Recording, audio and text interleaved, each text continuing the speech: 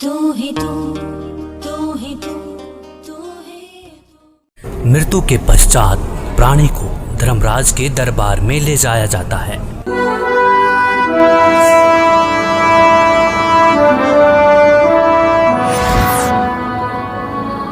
पृथ्वीलोक पर प्राणी जैसा भी कर्म करता है उसका विवरण हर रोज धर्मराज के बही में ऑटोमेटिकली फैक्स हो जाता है।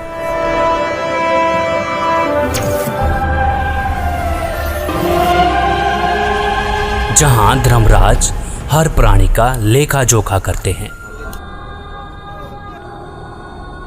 इसीलिए धर्मराज को 21 ब्रह्मांड का न्यायाधीश भी कहा जाता है।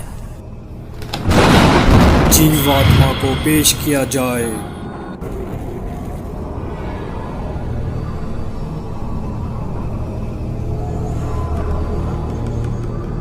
इसने प्राय स्त्री के साथ दुष्कर्म और हत्या का पाप किया है, इसे नरक में डाला जाए।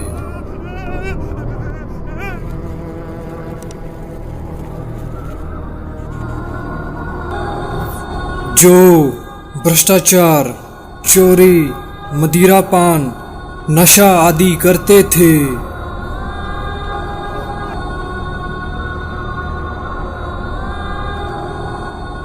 पर स्त्री के साथ दुष्कर्म,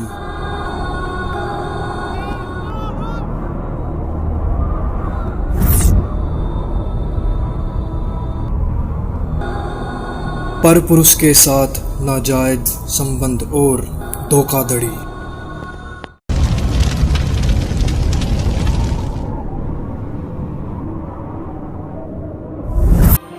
दो नंबर का काम करके कमजोर और असहाय लोगों का शोषण करना और मनुष्य के जीवन के साथ खिलवाड़ करना।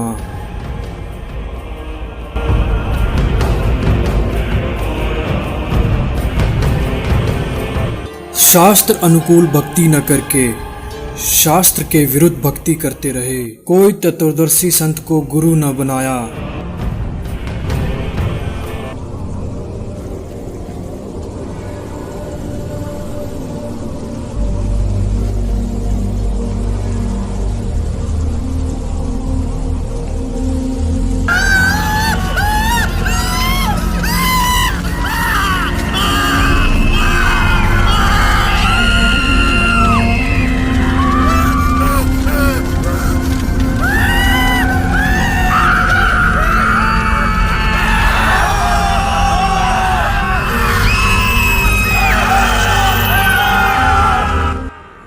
परमात्मा ने कष्ट देखा और उसको आना पड़ेगा, शास्त्रों को खोलना पड़ेगा और इतिहास को फिर दोहराना पड़ेगा जो 600 साल पहले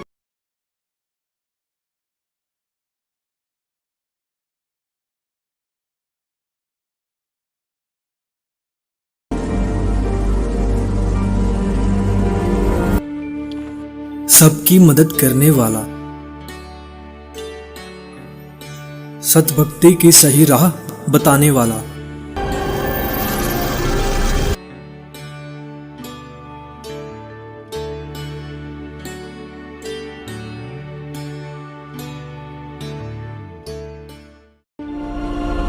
बहुत सारी आत्माएं तत्व ज्ञान को जानकर सतलोक चली जाएंगी।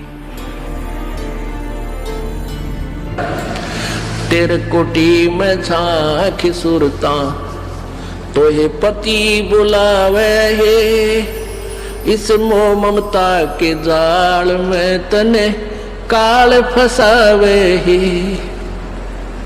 अपने पति को भूल बावड़ी बैठी आराम संगर के।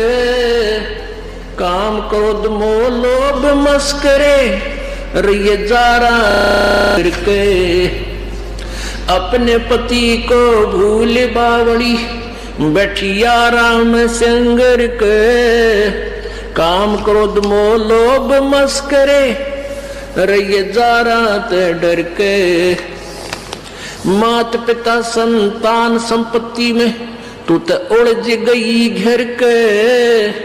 मिलना चाहे पति अपने ते बांधे कफन सिर के।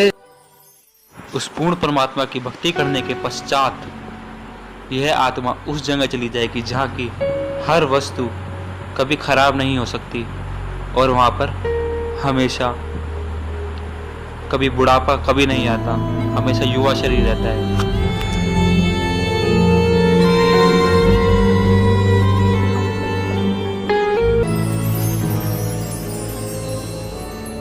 सतलोक में चल मेरी सूरता,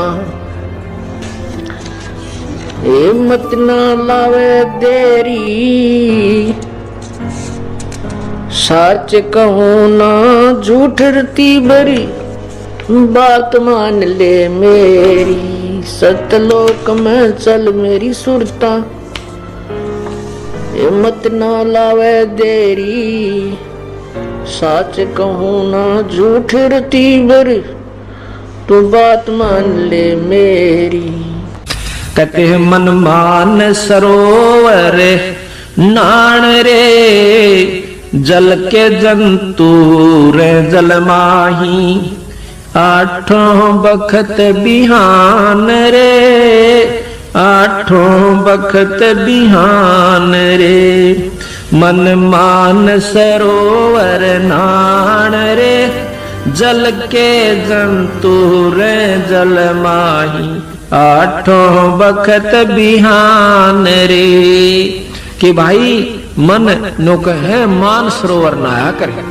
ऊपर जो सरोवर है सतलोक की तरफ चलते हैं ना, इस मृत मंडल में भी 21 ब्रह्मांड के अंदर भी मान सरोवर है, इनसे ऊपर सतलोक में भी मान सरोवर है। कहते हैं मन मान सरोवर नान रे, जल के जंतु रे जल माही, आठों। सतलोक जहाँ पे सत्य पुरुष साकार रूप में है, जो कि इस समय संत रामपाल जी महाराज के रूप में धरती पर अवतार लेके आ चुके हैं, जो कि हमें शास्त्रों के अनुसार भक्ति खोल के बता रहे हैं, शास्त्रों में उंगली रख के बता रहे हैं। जब ये शरीर छोड़कर जाता है तो परमात्मा के दरबार में जब इससे अकाउंट लिया जाता है तो ये क्या कहता है, भगवान मेरे को पता नहीं लगा, मुझे ज्ञान नहीं हुआ कि मुझे क्या करना चाहिए था, भक्ति करनी चाहिए थी या नहीं थी। तो परमात्मा उलाहने में नहीं रहते, परमात्मा ये भी कसर नहीं छोड़ते। प्रत्येक गांव में, प्रत्येक नगर में, पूरी पृथ्वी पर कोई भी प्राणी ऐसा नहीं जो इस बात से अपरिचित हो भगवान की भक्ति करनी चाहिए, परमात्मा ने याद करो। यानी किसी ना किसी के मुख से उसने अवश्य कहवाया है भगवान की भक्ति करनी चाहिए, परमात्मा ने याद करवाई। कोई गलती करता है, पाप कर रहा है, भाई भगवान से डर, मालिक ने याद करे। यानी इस तरह की प्रेरणा प्रत्येक प्राणी तक मालिक ने पहुंचा रखी होती है। फिर दूसरा ये होता है, जैसे आप जी गए हुए हो, आप प्रत्येक भाई को, बहन को, मित्र को, सहेली को, कोई रिलेटिव है, संबंधी, उनसे अवश्य ये चर्चा करते हो कि भगवान की भक्ति करो और भक्ति का मार्ग ये है, वो भक्ति का साधना ठीक नहीं है। तो भले ही वो नहीं मान रहे हैं तो उनका दुर्भाग्य है। जब वो सच्चे दरबार में जाकर खड़े होंगे उनका कोई पुण्य उनके साथ होगा नहीं, क्योंकि भक्ति शास्त्र विरुद्ध है। गीता जी अध्याय नंबर 16 के श्लोक नंबर 23 में कहा कि अर्जुन, शास्त्र विधि को त्याग कर जो मनमाना आचरण करते हैं, मनमाने आचरण का अर्थ है जो अपनी मर्जी से लोक वेद के आधार पर, सुनी सुनाई कथाओं के आधार पर, ज्ञान के आधार से पूजाएं करते हैं, वो मनमाना आचरण कहलाता है, जो वेदों और गीता में वर्णित नहीं है। जो शास्त्र विधि को त्याग कर मनमाना आचरण करते हैं उनकी ना तो कोई सिद्धि होती है, ना उनकी गति होती है, ना कोई सुख होता है, यूजलेस। तो जो साधना आप कर रहे थे वो तो उनके पास साथ भक्ति धन हुआ नहीं और पापों की गठड़ी बंध गई पूरी। पाप बहुत इकट्ठे कर लिए, क्योंकि पाप तो दिन में बिना गिनती के होते हैं और पुण्य करने के लिए विशेष व्यवस्था करनी पड़ती है, गुरु बनाना पड़े। फिर जैसे गुरु जी बताओ वैसे साधना, पूर्ण गुरु, नकली गुरुओं से पूजा नहीं, ना उनकी कोई द्वारा बताएगी साधना से लाभ होने वाला। तो ऐसे पूरा गुरु मिले, फिर आप सच्ची लगन से, सच्चे तरीके से लगे, तब पुण्य बने। तो पुण्य तक कोई उनका बना नहीं, पाप की गठड़ी बंद गई। फिर वहाँ जा खड़ा हुआ धर्मराज के दरबार में। अब वहाँ ये एक बहाना बनाता है कि भगवान मुझे किसी ने बताया कोई नहीं, भक्ति कर ले। तब इसका फिल्म चलाता है परमात्मा, ये सब आप जो भी बातें जिसके साथ कर रहे हो, वैसे कोई गुप्त का गलती कर रहा है तो वो भी फिल्म बनकर भगवान के दरबार में पहुंच जाती है और एक आपके अंतःकरण में, आपके कंप्यूटर में ऑटोमेटिकली फीड हो जाती है। तो जब ये वहाँ खड़ा होकर ये झूठ बोलता है, बहाना बनाता है, तो परमात्मा इसके कंप्यूटर से जो वहाँ भगवान के दरबार में इसके नंबर का है ऑन कर देता है कि ले देख, ये भक्त तुझे क्या कह रहा है, ये बहन तुझे क्या कह रही है कि भक्ति कर ले, तू क्या कह रहा है, फिर देखेंगे किसने देखा है। ईब के भक्ति करने का टाइम से बुढ़ा होकर भक्ति करूँगा। और भक्ति तने करी नहीं, बकवाद करता रहा। फिर ये कैसे कह रहा है कि मेरे को किसी ने बताया नहीं, फिर ये यूँ कर ले है नीची गर्दन। भगवान गलती बन गई बन गदा।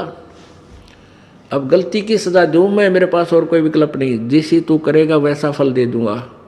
तेरा पुण्य होता तो स्वर्ग भेज दूँ, हो देवता बना दूँ, पुण्य नहीं है तो बन गदा।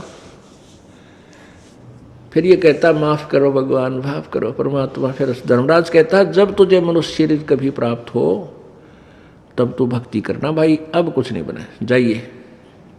तो जब ये माँ के गर्भ में वहाँ से जब ये मानव शरीर प्राप्त करके चलता है, वहाँ के जो देव पुरुष हैं वो भी कहते हैं इस आत्मा को कि भाई तेरा दाव लग गया और ये मनुष्य शरीर बार बार नहीं मिलता, पूरे संत की तलाश करिए। देवता भी पछता रहे हैं कि हमने तो गलती कर दी, हमें भी संत पूरा नहीं मिला, हमारी भी जन्म मृत्यु होगी और कभी मनुष्य शरीर मिलेगा तो पूरे संत ने ढूंढाएंगे भाई।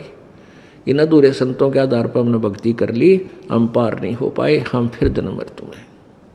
तो आने वाले मानव शरीर प्राप्त करने वाले को प्रत्येक ने एक सलाह देते हैं कि तेरा दाव लग गया भाई, भक्ति करिए, बकवाद मत करना। तो वहाँ तो ये बिल्कुल पक्का होका हुआ है, माँ के गर्भ तक इसको याद रहता है। बाहर आते ही फिर ये 3 गुणों के प्रभाव से ये फूल जाता है। Subscribe now and press the bell icon. Never miss an update.